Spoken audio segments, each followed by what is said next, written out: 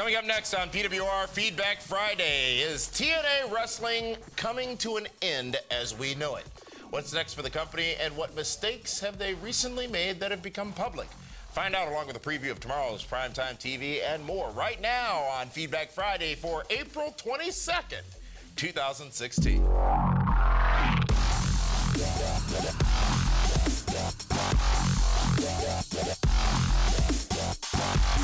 Welcome, ladies and gentlemen, to Feedback Friday, brought to you by the PWR Now Network, available at PWRshow.com, which includes podcast versions of all of our episodes. Damian Nelson sitting alongside David Hero here on Friday, April 22nd, and it's been a bittersweet week, David Hero. It's a week of some solid wrestling, which we'll talk about, but of course the unfortunate news of China's passing just 2 days ago on Wednesday. How about Prince? I mean, our childhood is disappearing on us. Indeed it is. Prince also passing away on Wednesday, on Thursday actually. Yes, Prince is a distant cousin of the Nelson family. That is indeed a fact. We did emanate originally from Minneapolis, as did he. So, of course, if you would like... So he was the shorter cousin, because you're actually pretty jacked. You can check out our primetime special edition that we did celebrating the life of China, available now at right here on our YouTube channel and also on Fight TV. Folks, let's get to this week's top story here on Feedback Friday, and I want you all to listen very carefully to the words that are about to be coming out of my mouth right now. The cat is out of the bag. The story is out there. We can finally talk about something we've known and sort of not talked about for quite some time. TNA Impact Wrestling is on the verge of shutting down. That's right, TNA is almost out of money and almost out of time. They're behind in paying vendors and talents. They've been kicked out of their offices in Nashville, and they seemingly don't have a way out.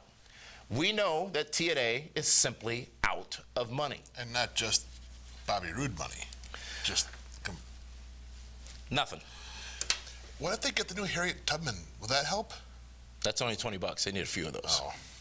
We also know that they have told the talents that they are looking for investors to keep the company afloat. In fact, there are rumors that a Nashville marketing company has been footing the bill for TNA television production as of late, and if TNA cannot pay them soon, they will have the option to take control of the company. We also know, thanks to our friend Jim Ross, that the rumors of Toby Keith taking controlling interest in the company a while back were true. JR even went on to say that if it had happened, he would have signed on to be a part of TNA under Toby Keith. However, there was one thing that killed that deal and has since killed every other deal that the company could have had. Oh, are we going there? And that is... You are going there, aren't you? That is the desire of these investors to take full control of the company. Let me just say that the views and opinions of this show are of yours, because I am a broadcast journalist. I have a journalistic responsibility to say what I'm about to say. Okay. TNA President Dixie Carter... Just pull the linchpin first and then just throw. TNA President Dixie Carter has killed every deal based on the above-mentioned requirement, that being that the investors want to take full control of the company. Now, let me ask you this, folks. Think about it. If you are about to invest in a business, and this business has proved that it cannot turn profits for year after year after year, why would you just give money for 49%? If you are giving money, you would give it for 51% and take control to guide your investment, because it has been proven that that investment will be squandered as it has been in the past. That's the fact that's sitting there. They can't get money because they don't want to relinquish any control of the company, and the investors don't want to invest if they don't have control of their money. It's simple logic. Now, I will tell you this. I have met Dixie Carter on numerous occasions. I respect her passion for this business. Dixie Carter has been a friend of this show. She's been on this show. She's allowed her talents to participate and be a part of this show. Tape the show in her building. We have used her studios. We have a great relationship with TNA Impact Wrestling and Dixie Carter, and I respect her passion for the business, but this is a huge but. She has led the company into a situation where they have no money and potentially no future. And it saddens me to say that. But we have said here on PWR, we said here several years ago, that while TNA has done some big things to try to get on the map, all of them have essentially failed. There's one thing that has not changed, and that is the person sitting at the president's desk. Now, I have to ask myself this. If Carter were really so supportive of the talents, and the company, then why has she put the company in jeopardy for what seems to be her own ego and desire to be head of a wrestling company? Now, folks, you can't blame the talents when there is zero marketing behind their efforts. You can't blame the talents when the wrestling on TV is good. You can't blame the talents when house shows don't draw enough to sustain themselves because they were not marketed. You can't blame the talents for relatively low ratings when the company's president killed their last TV deal with the email read around the world. There's only one person who, even if they are not to blame, should be taking all of the blame, and that is the leader of the company. When you have a leader of the company who is seemingly more interested in getting Twitter followers than running a profitable venture, you have a problem. She got an action figure, too. I struggle with this story, folks, because clearly we have a relationship with TNA as a company and its stars, but at the same time, I feel we have a responsibility to tell it like it is and put the blame squarely where it should be. So think about this, David. I'm thinking. If Hulk Hogan, Ric Flair, Sting, Christian, Kurt Angle, Jeff Hardy, Samoa Joe, AJ Styles could not put TNA on the map, then who can? They've tried everything, and every expert in this business will tell you that they need to start from scratch. Ditch the name, ditch the look with the president, and move on as a newly refreshed company. TNA has no brand equity right now. They have to start over or they will die. Now, to be clear, neither this guy, David, nor myself want TNA to go away. We want TNA to stay. Well, but the actions goes away. But the actions of the company show that they do not have the same interest, and that's a shame. A shame for the fans, a shame for the business, and a shame for the talents. And I hope that TNA finds an investor and survives. But how much damage have all of these squandered chances already done? Well, I guess we won't be invited back for a while. Thanks, pal. David, what did I say there that wasn't true? What did I say there that wasn't true? Everything you said is extremely true. They have changed. They've gone from Jeff Jarrett and Vince Russo to Eric Bischoff to Hulk Hogan. Jim Cornette. They've changed creative. They have changed marketing strategies. They have hired Raphael Morphy, who did all their live events, got rid of him, brought him back, got rid of him again. They've changed everything imaginable except the front office. That's the problem. Eventually, you just got to blow up that front office and put people in there that know what they're doing. This is not a personal attack against Dixie Carter or the front office. It's not working. You have gone through 3 television networks in 2 years. And they think that someone should give them a check and say, hey, you know what? You screwed up the last 11 years, 12 years. But I think year number 13 and 14, that's going to be different. If I'm this company, I'm not putting a dime into TNA Impact Wrestling. Why? There's no value. Let it go under and buy everybody off on a fire sale. Right now, they're paying, when they do pay their talents, they're paying them nothing. Their biggest stars, let's face it, Matt Hardy, Jeff Hardy, and EC3. And Rockstar Spud. And Drew Galloway is quite impressive, by the way. But their TNA World Heavyweight Impact Wrestling Champion is a guy that was doing 2-minute jobs on Monday Night Raw 2.5 years ago. So you're telling me that a guy in 3MB that was the laughing, and Drew Galloway is a stud, he's a star. He's a tremendous talent. He's awesome. But you're telling the wrestling world that was clicking through the channels of Monday Night Raws, watching 3MB doing jobs to Hornswoggle, is now the champion of your wrestling company. Right? That sounds horrible, and it sounds like a dig against Drew, but it's not. It's not a dig on Drew. It's not at all. It's not at all. He was booked like that. It's not at all, but, you know, of the last 12 years, 13 years TNA has been around, not all have been failures. Hold on a second. They have. Let me finish. Let's go back to Bound for Glory. Yes. When Drew Galloway won. What was that main event? I don't remember. Matt Hardy versus EC3 versus Drew Galloway. Okay? We love EC3. Absolutely. He was fired from NXT. He was. Okay? He's now a huge star in TNA. He is their biggest star, So probably. if you are any professional wrestling investor and you see your main event of your biggest pay-per-view that wasn't advertised, it was in Japan, right? Wasn't it? Maybe? That might have been 2 years ago. It doesn't matter. And you have Matt Hardy. Don't make a damn bit of difference. It's Matt Hardy versus 3MB versus EC3 from NXT. Now, they've done a great job of branding EC3. He never should have been turned babyface. Him and Spud could be the building blocks for that company. Can I ask you this, David Hero? Let's equate this to any other business, any other sports team. At this point, let's even go over the last 5 years. You At fire the this general point, manager and the head coach, and you start first. over. Yeah. First. Yeah. And it's not, even if it's not their fault, even if they're not the ones to blame, they're the ones who are getting fired, period. In this case, it is their fault. It is. Not always. Sometimes the coach takes the fall. Do you not agree? Sometimes the CEO takes the fall. Somebody's head has to roll normally in these bad business ventures. It can't be the talent because you're not paying them. It's not the talent, you're right. So how can you can't get rid of somebody you're not paying? Well, Christy Hemme just left TNA. You can do that. You know, if you're not paying him, you can get rid of him. But that's a different breaking news hot topic story. But now, see, I didn't want to be like you today. I didn't want to be like me. You're right. You're not a broadcast journalist. You know, and it's the love that we have for TNA, folks. That's not people true. have accused, and you'll hear from some of the comments. We love and appreciate the talents that are there because they look out for us and we look out for them. Absolutely, yes. And this is looking out for them. That's what this is right now. Bobby Roode and Eric Young left because they were owed combined 6 figures. Combined. How do you not pay those 2 guys?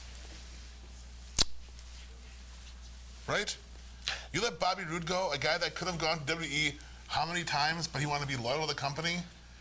Thank God he left. He'll be a big star at NXT. He'll make the main roster in a year from now. There's no doubt. Same with Eric Young. Sting gets 2 matches in WWE, breaks his neck, he's done. He wasted 12 years in TNA. But he got one hell of a send-off in April in Dallas. From WWE, absolutely. Yeah. He and did. there was no potluck Hall of Fame deal for him. There was tuxedos. You had 22,000 people there, 100,000 people cheering him out of the Hall of Fame. Jim Ross, who you can't argue with his opinion and his expertise in this business, said they need to rebrand, rename, and start over. That's the only way this works for TNA Impact Wrestling. It's not even Their that. brand is that damaged. You need to bury TNA.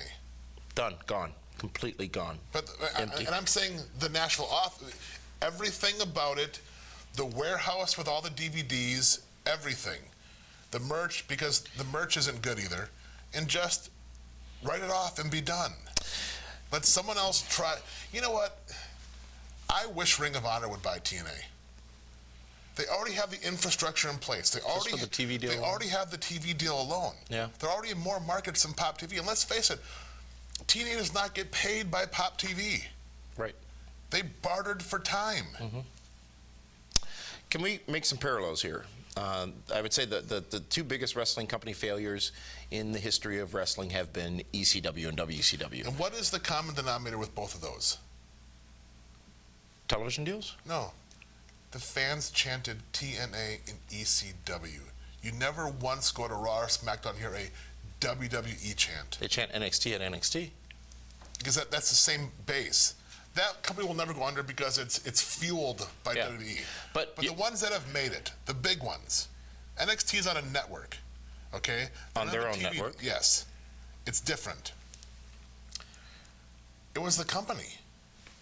Well, ECW folded because they grew too big too fast and they ran out of money as well. They just ran out of money is what it really was. It was poor management. But it was the same thing. We've made this comparison before, folks. And quite frankly, let's be honest, and just in full disclosure, we've made similar claims about the demise of TNA in the past. However, none of those claims have been as vivid as this one today. Well, but at the same time, the Carter family bailed them out every time. Yeah. And that is no longer the case. That's no longer on the table anymore. It's not going to happen. JR also said that you need 2 things.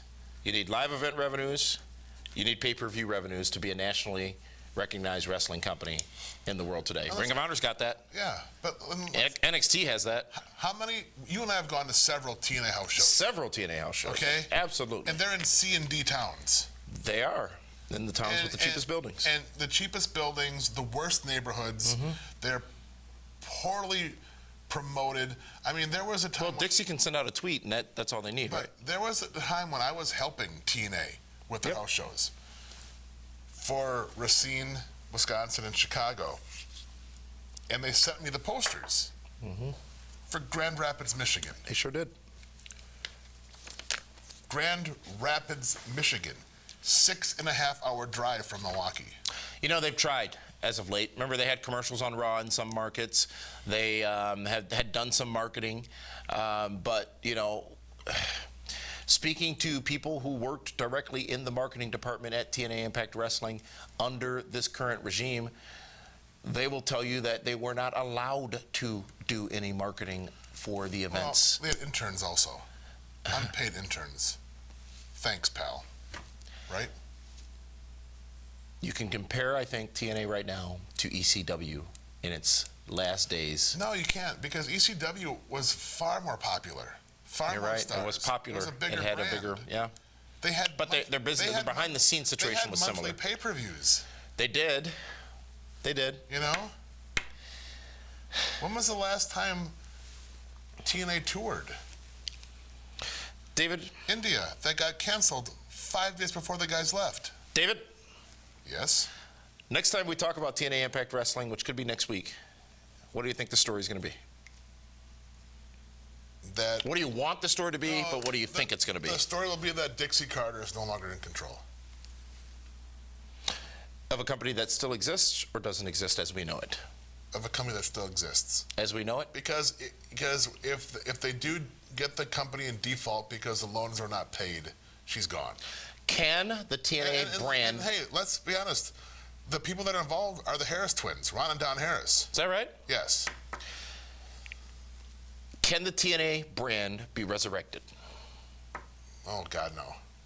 Can the Impact Wrestling brand be resurrected? I think what they do with the TNA Impact Wrestling brand is what the NWA and ECW did. Remember when Shane Douglas won the NWA World Championship and trashed it and called the ECW World Heavyweight Championship? I think that's what they got to do. But how many more names are there? I mean, you can't call it global, you know, because that hasn't gone anywhere either. So what do you do? To be clear, we want TNA to continue. We want the wrestling company to continue. No, we want because our buddies. We want our buddies to keep their jobs. The saddest thing is to watch 2 hours of wrestling on Tuesday nights on Pop TV from Impact Wrestling and watch people go in there and risk their lives and risk their livelihoods Jeff Hardy, on right? a show for a company that is not willing to do the same for them. You saw Jeff Hardy Swanton, right? Absolutely, I did. In front of 600 people? And 312,000 watching on TV. Jeff, brother, that wasn't WrestleMania. We're going to take a timeout, folks. When we come back, some of your comments on the current state of TNA Impact Wrestling here on Feedback Friday. The Soder family thought they'd take a road trip this summer. A little fun, a little sun. What could possibly go wrong? Even under the best driving conditions, semi-trucks can still be dangerous. The results of being in a wreck with 40 tons of steel and speed can be catastrophic. And it only gets worse when you don't have Gruber Law Offices on your side.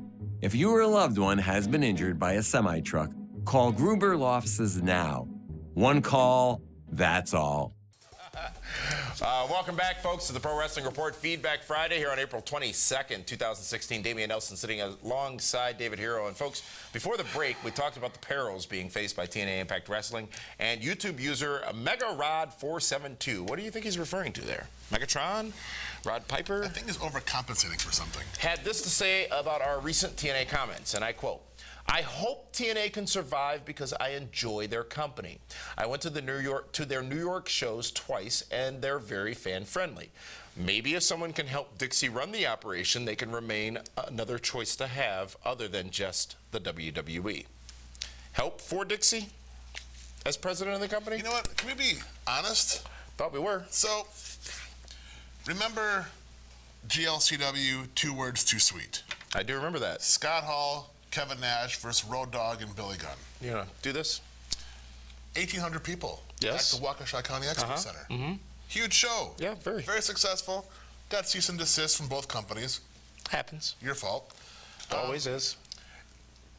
I remember sitting with Jeff Jarrett a few weeks later, and he's like, man, he goes, bro, how did you get 1,800 people in that building? So, well, what I do, Jeff, is my first 4 rows are meet and greet tickets. You know, you can charge a premium for those, and the fans get to go into a separate room and meet and greet some of the featured stars. What happened about a month later with TNA Impact Wrestling house shows? They had a new ticket configuration. Where it was meet and greet tickets, which being more family friendly. We tried, you know, we gave them an idea. And so TNA went to be family friendly. And the problem is they gave away so much for free. They made their stars too accessible. People knew that these shows would be papered heavily with free tickets, so nobody bought tickets. If you wait around, you're going to find something for free.